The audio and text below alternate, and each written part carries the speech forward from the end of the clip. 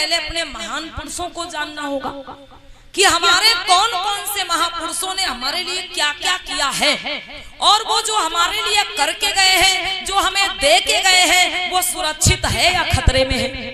अगर वो खतरे में है तो उसे बचाने के लिए फिर हमें संघर्ष करना पड़ेगा।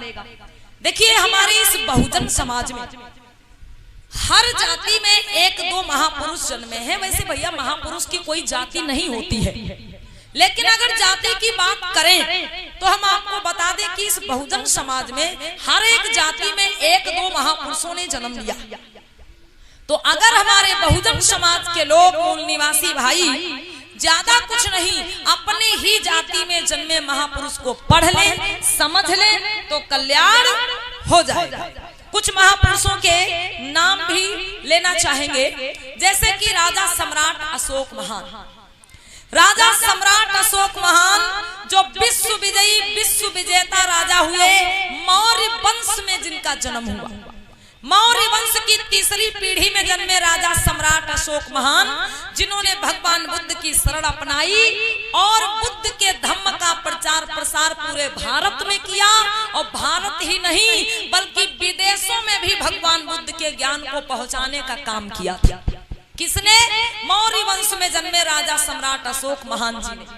जब राजा सम्राट अशोक महान जी ने बौद्ध धम्म अपनाया, भगवान बुद्ध के धम्म के बारे में, ज्ञान के बारे में जाना, तो उन्हें लगा कि ये बुद्ध का जो ज्ञान है ये दूसरे देश में भी जाना चाहिए। तब उन्होंने क्या किया? वो राजा थे, कोई सेवक भेज सकते थे, कोई सैनिक भेज सकते थे, किसी को भी भेज सकते थे, लेकिन नहीं, राजा सम्राट अशोक महान ने अपने बेटा और बेटी को भेजा था। सम्राट अशोक महान के बेटे का नाम था महेंद्र। सम्राट अशोक महान के पुत्र का नाम था महेंद्र और पुत्री का नाम था संघमित्रा।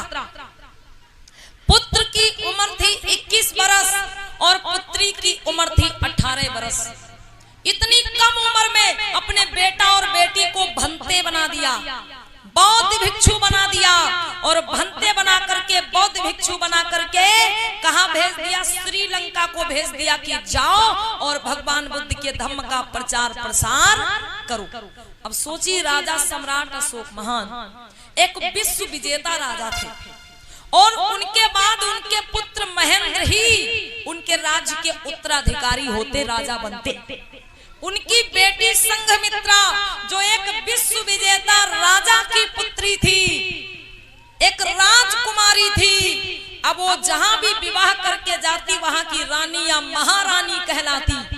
लेकिन अपने बेटा को राजा ना बनाकर, अपनी बेटी को किसी राज्य की रानी या महारानी ना बनाकर क्या बना दिया? बौद्ध भिक्षु बना दिया, बौद्ध भिक्षुड़ी बना दिया। बौद्ध भिक्षु, बौद्ध भिक्षुड़ी बनाकर अपने बेटा बेटी को श्रीलंका भेजा कि जाओ और भगवान बुद्ध के धम्म का प्रचार प्रसार करो, जैसे आज हम आपके गांव में आए हैं बुद्ध के धम्म का प्रचार प्रसार करने के।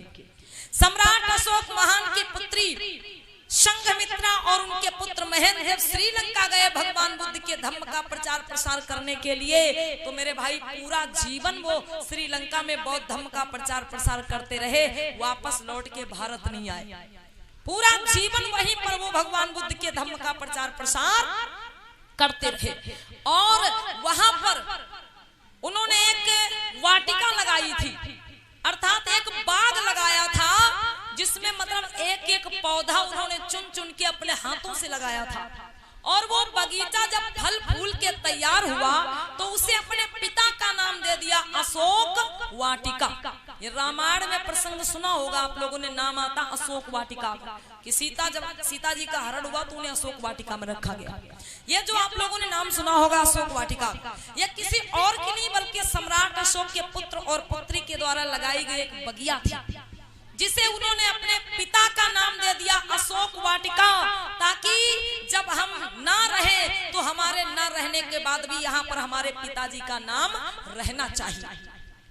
तो प्यारे बंधुओं, ऐसे राजा हुए मौर्य वंश में राजा सम्राट अशोक महान, जिन्होंने बुद्ध के धम्म के प्रचार प्रसार के लिए अपने पुत्र और पुत्री का समझो बलिदान कर दिया। लेकिन आज हमारे मौर्य वंश के भाई लोग सोए बैठे हैं और अपना इतिहास ही नहीं जानते।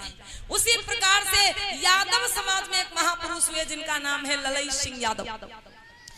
पाल समाज में, गड़रिया समाज में एक महापुरुष हुए जिनका नाम है रामास्वामी नायकर।